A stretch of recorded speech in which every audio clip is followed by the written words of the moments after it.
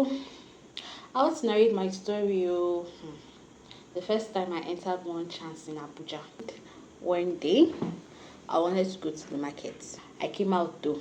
I stood by the road. I saw a taxi passing, and then the taxi now stopped. Like, where am I going to?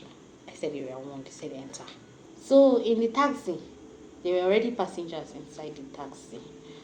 There was somebody in the passenger seat, and then there were 2 other people at the back seat, a lady and a man. So I joined them at the back, so making us 2 ladies and a man at the back, and then 1 guy in front, and then the driver. So the driver had not even gone far, like just barely 5 minutes drive, and then one of the passengers at the back said he wanted to drop from the car, that he had reached where he was going to. The driver was like, yeah, is this where you want to drop? He said yes. He said okay. He now started trying to pull over.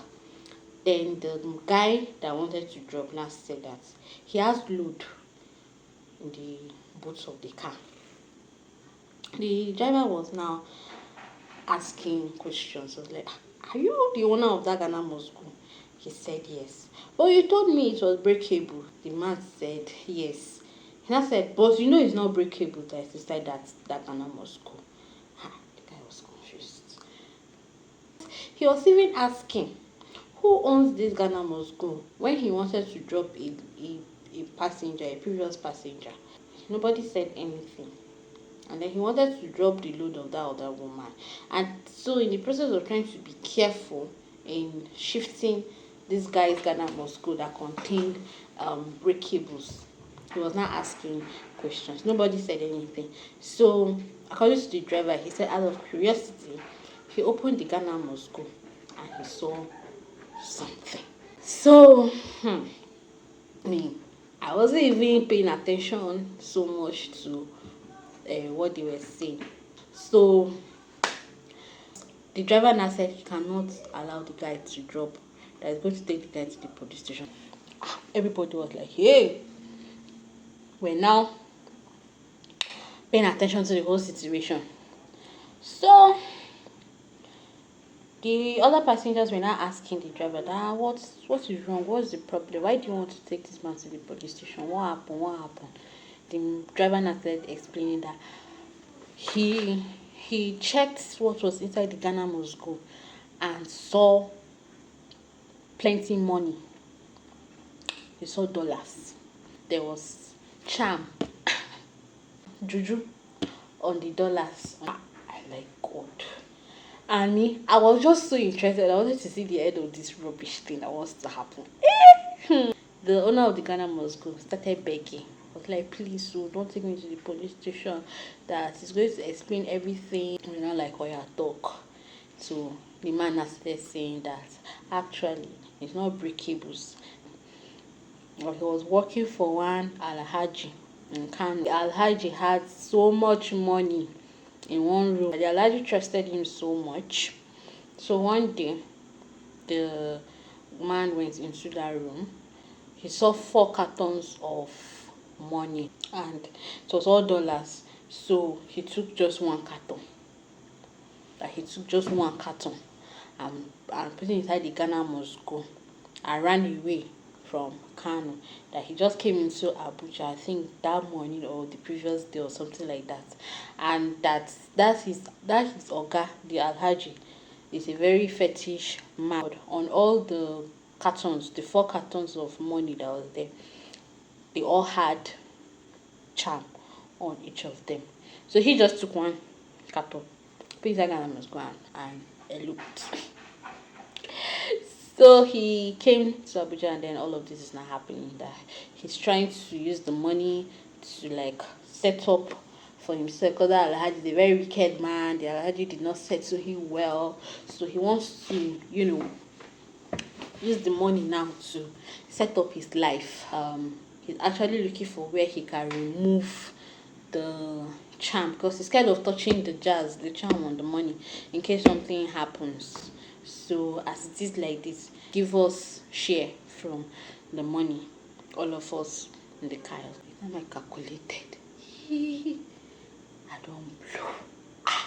So anyway, the big problem now was how do we take the charm off the money without being affected? Do you understand? So the passenger in front now said that he knows one mama in Jabi. So he's very sure that if we go and meet her, she will be able to help us take the charm off the money. So who is interested? Is everybody interested? Hey, you little girl, are you interested? I said,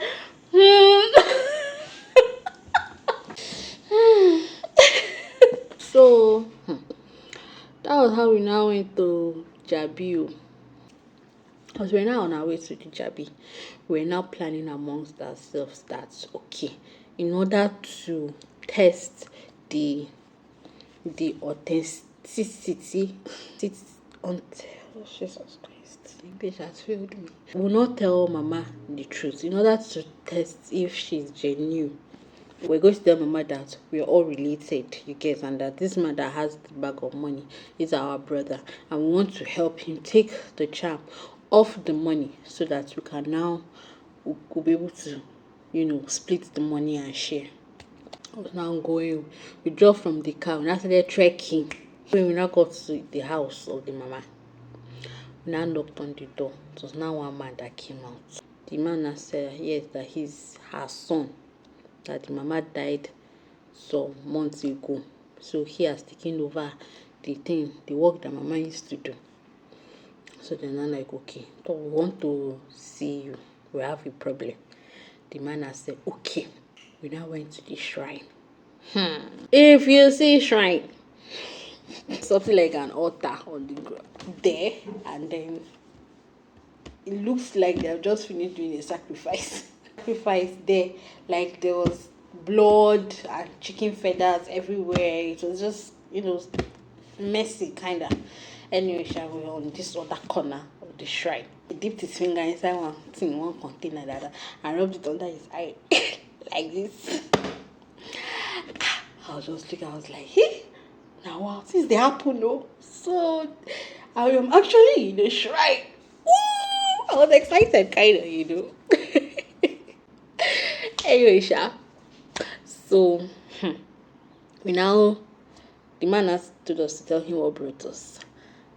So our spokesperson, that is the man that brought us to that place, and that said that we are all his cousins, like, so this his brother, this one is his brother, just came in from God knows where, and then there's an issue.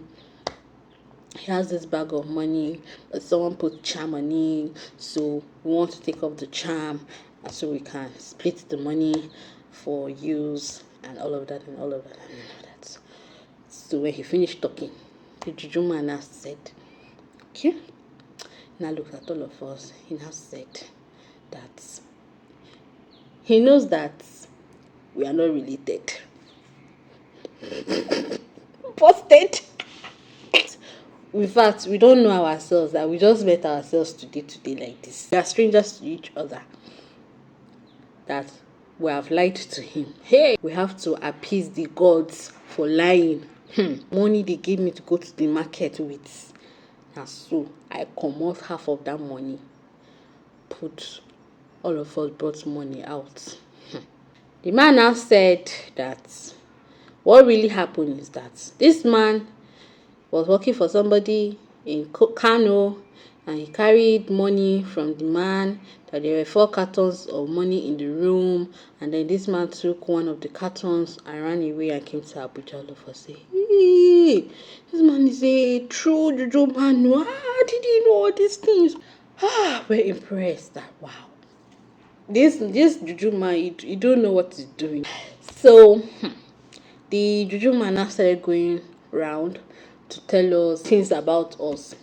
Started with one woman, the woman that followed us. She has a neighbor that hates her so much that in fact the neighbor has already gone to another juju person to get charm to spray in front of her house so that when she wakes up tomorrow morning and comes out and matches that charm, her legs will swell up so she dies. The woman shouted, "He!" I guess so. True, she has one troublesome neighbor that was giving her problem. Hey, so this woman is planning to do something like this to her. The other one, he just said different things about. Now got to my turn. He now said he's seeing children around me. Children, bow. He said he's seeing children around me. That who are those children? I said, I don't know. I don't have any child though. That time I don't know anything. I don't have a child.